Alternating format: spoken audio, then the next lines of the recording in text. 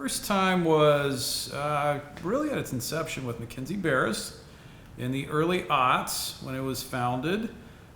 She would show up to different demonstrations, pickets we'd have around the city, around labor standards. In many ways, the same fights we're having now about working people being forced out as they're building up this city. They're being forced to take jobs where they're building a city that they're not invited to live in. And I remember seeing Mackenzie. I remember Mike Wilson. I think he was just coming into the Jobs of Justice at the time. And it's great to still see them around, and we're still engaged in these great fights trying to make DC a more equitable city. It was the activism, his engagement of Jobs of Justice that they helped bring in other coalition allies into and help educate them about our issues. And it helped bring people to our actions, and in turn we would show up at their actions, and you'd also educate and learn about those matters. And so in many ways, Jobs of Justice was that magnet that kind of brought similar groups with certain times different missions together. Targeting heavily the building market, and in concrete in particular, the building concrete market, targeting certain select contractors that still exist, kind of exposing how wages have just stagnated. We're not going up, even though rents, housing costs were going up.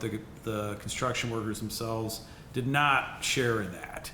And it was trying to call attention to that and trying to attempt to show unionization as a means to correct that. They were great at, these were new organizing efforts that my union was taking on at the time.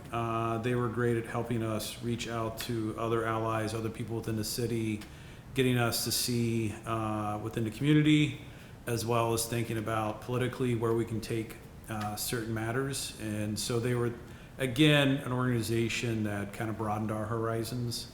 We were targeting development going on at George Washington University, and Jobs of Justice was able to tap into student groups there. They were very active. And in turn, they showed up in rather large numbers, and because they're students, because they pay tuition, it helped legitimize our issues because they were there in support.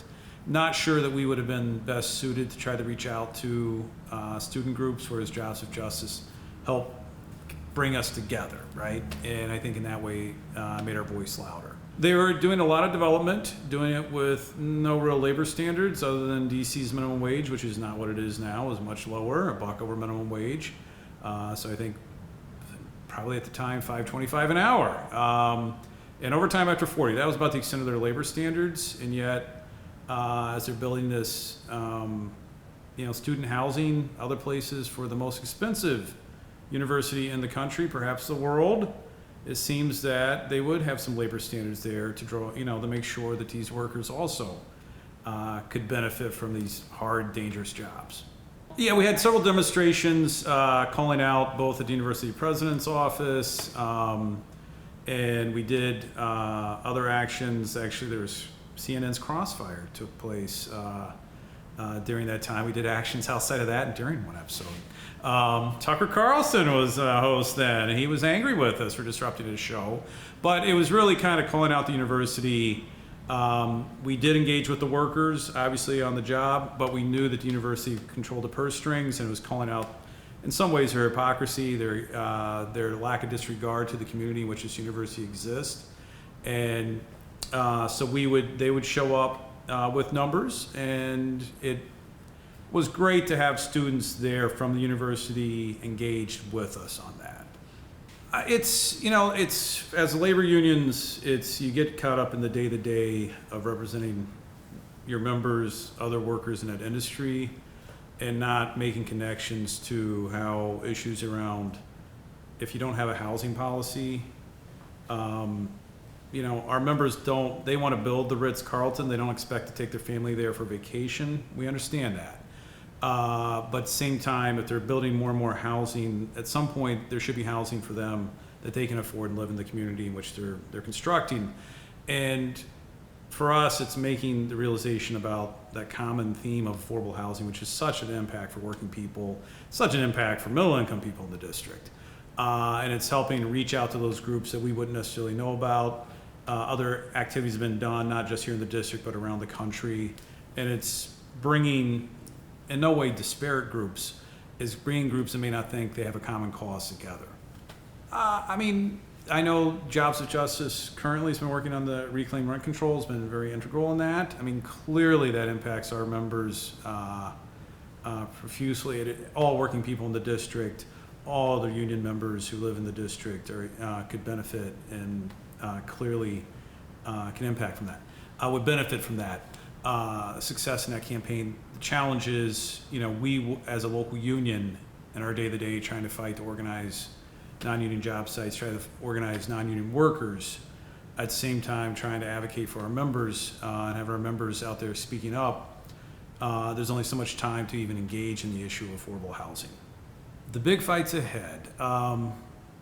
Ultimately, I think Jobs of Justice has been part of campaigns that have been successful in raising the minimum wage in the district and trying to help expand affordable housing opportunities.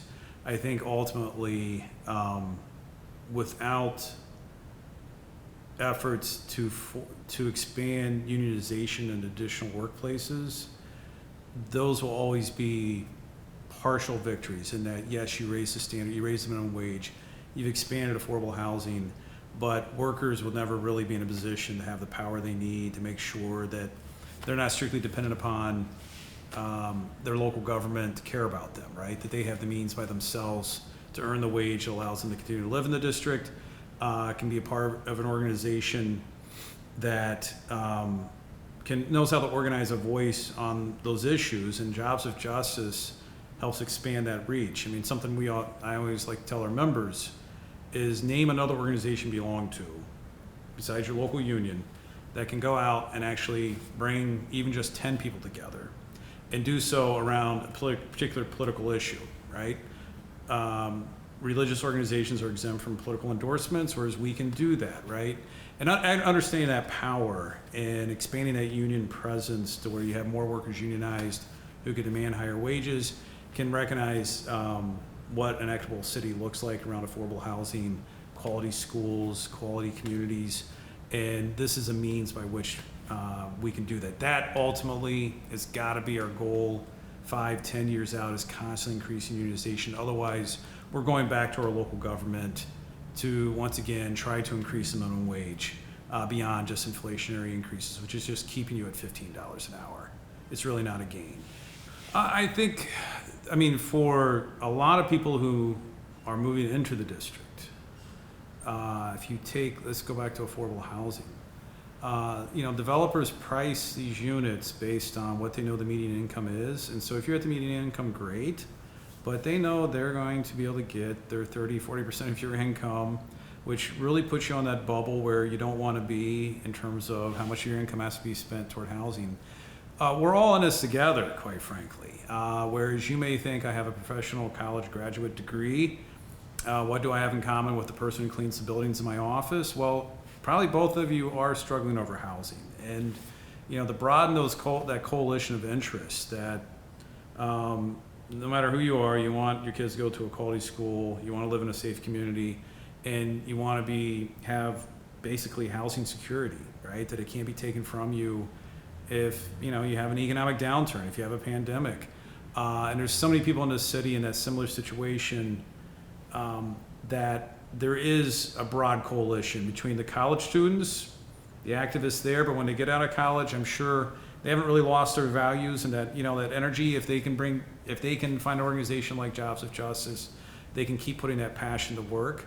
And they're going to realize that they have common ground with the same person who cleans their buildings in the evening, that we're all struggling for the same things. If they feel that the city at times, whether it's in rent, mortgages, taxes, is demanding more of them than what seems fair, I think for too many working people in the city, that is the case. I think for a lot of professionals, they might find that to be the case. And I think they want to see what organizations can actually organize and do things. DC is full of a lot of smart people, a lot of people with a lot of great ideas, but you need those organizations that can bring people together and put together an action plan and get people truly organized and not just sit around and talk.